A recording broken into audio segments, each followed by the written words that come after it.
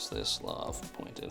Today is March 11th, 2021, and here is the temperature for Crystal, Minnesota.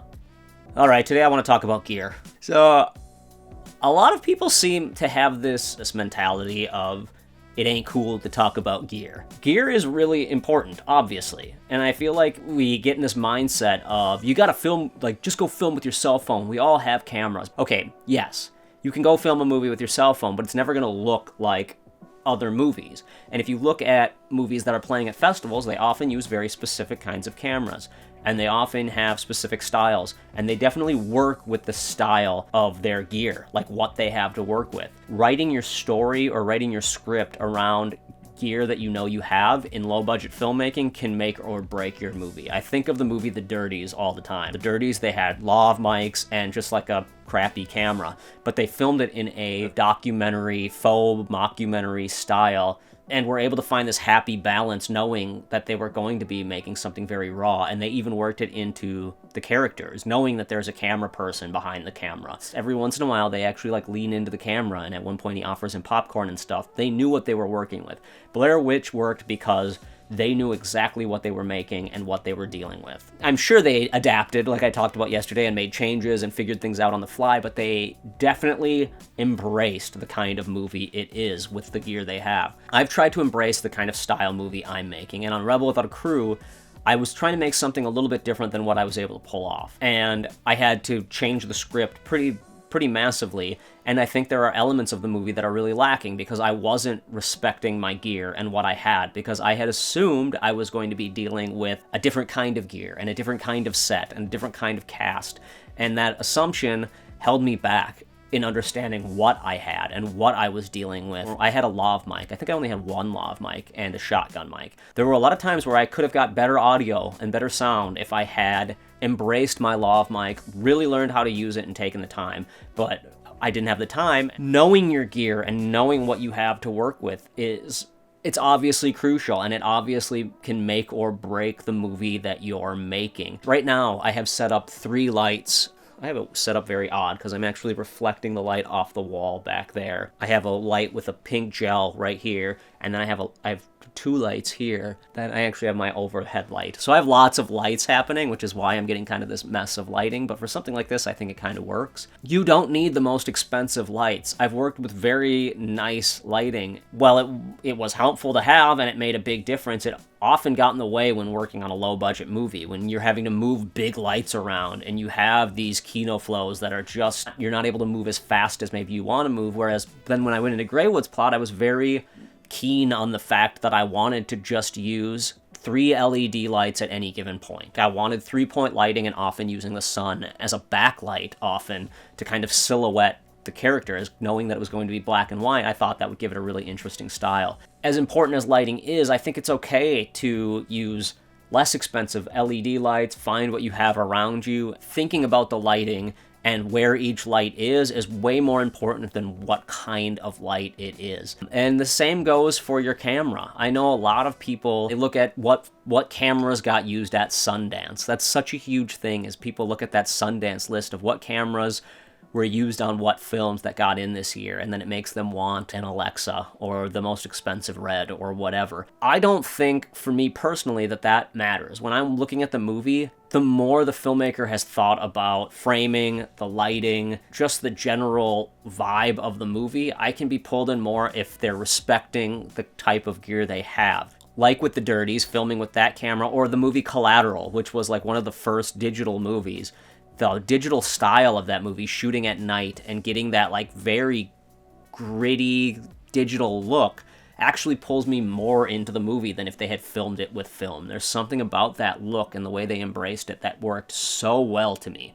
Knowing what you have and how to work with it can make the world of difference. And that's why I recommend everyone messes with their gear. Even if you're the director and you still have a DP, setting up shots and trying 3-point lighting or trying different lighting schemes, not even just 3-point lighting, try different schemes. That's one of the reasons why I do these morning videos, because it really helps me try things out and not be risking wasting time. I still get to put it out there and see what it looks like and know, like, this isn't just something that's dying with me. I like to try something You know, some of these videos, I'm literally with my cell phone just trying to frame it in a way that uses the sunlight from 2 different windows and see how that works as like a backlight, because who knows, maybe it'll work its way into a movie someday. Finding ways to try things out and just embracing imperfections every now and again with your gear and seeing what it does in certain lightings, different shoots, whatever. I filmed some wrestling matches last year, and I learned a lot about my Ursa Mini 4K. That's what I've been shooting Scumbag on, as well as the 1st of November and the new short film I'm working on, which is a camera I bought from the company I used to work for when they went out of business or closed down their video department. That camera has completely different features from my A6300, which is what I shot Greywood's plot and Stalking on. Learning the difference in these two cameras and how I can use them to my benefit has been very interesting. And I shot The Good Exorcist on the C300 Mark I, which was a 1080p camera, which was a massive step back for me. I was used to shooting on 4K and being able to punch in and out and work with it. I often finish my movies in 2K. Having to work in 1080 and think in that 1080 frame was very challenging. It was a completely different beast.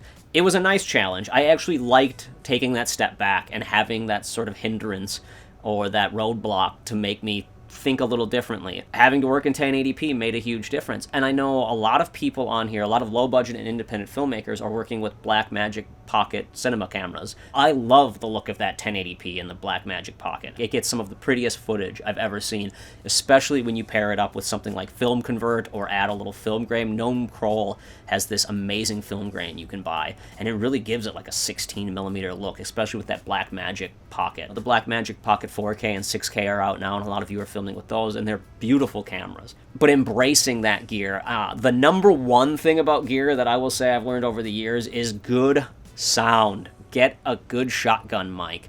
I have a good Sennheiser mic, and I have Sennheiser lavs, although these lavs seem to like get choppy. I think they're getting old and having issues, so I might have to get new lavs soon. Good sound is, it's so paramount. The worst looking movie can still work if it has sound that is proper and isn't distracting. Distracting sound will make or break your movie. I honestly think that's the first thing that film festivals do, is just play a minute of the movie and listen to it, and if it doesn't sound right, they nix it. It's gone. That's a big thing that hurt The Good Exorcist, is our sound design when we started going out to festivals was just messy. Yeah, I could call it a $7,000 movie, but if the movie is tough to listen to in a theater, no one wants to sit through it. I had to go back and clean up a lot of that sound and make it better based on the fact that I wasn't able to get ADR, I wasn't able to get someone to do sound design. Doing that myself and learning, and that's why on Greywood's plot I really tried to learn. I did a 7.1 surround, learning that surround sound, learning how it works, learning how you can test it out, and finding all these tricks to making the sound good was important. I'll talk more about sound later in a later video, but right now just know that if you have a couple $100, if you've got your stimulus coming in or whatever, and you're like, man, I want to spend a little bit of money on some gear, buy that shotgun mic. That is so important. That is the number one most important thing, unless you have a sound person, and a lot of you do, and that's great. I often am making these things myself. The shorts especially are just stuff that pops up on a weekend, and I'm like, I've got a weekend, let's go make this idea we had. Let's take this script we wrote a while ago and make it happen. Or Daniel will be like, hey, what if we made a movie about evil pumpkins? And I'm like, sold, let's go. So having that equipment makes a huge difference. If you guys have any questions about gear or gear that you think is important, I want to hear about that, because gear is something I love talking about. I will geek out about gear all day long. Yes, you can go shoot a movie on your iPhone. You 100% can, and I will love to see it, especially in the YouTube age. You could go make a movie on your iPhone that would look amazing right now. Totally work for that audience. Will you get into Sundance? Probably not. I mean, your odds are really, really low, at least. I'll say that. And I have seen very few iPhone-shot movies that are done on a low budget that are watchable. Actually, I don't know if I've ever seen one. I can't think of a single, no-budget indie film shot on an iPhone that I've ever watched from beginning to end. If there's one that exists out there, please send it to me, because I would love to talk to that person on the podcast. All right, I'm going to wrap this up. Give it that thumbs up, give it that thumbs down. Tell me what you are thinking below. Do all the stuff. Subscribe, support, keep the positives, whatever. Let's kick ass today. Let's do some good shit. I got nothing. I'm going to go play with my gear now. You know what I'm saying? It's a euphemism. Play with my gear. It's like a masturbation joke that I'm making or something. I don't know. It's not a very good one either. All right. Bye.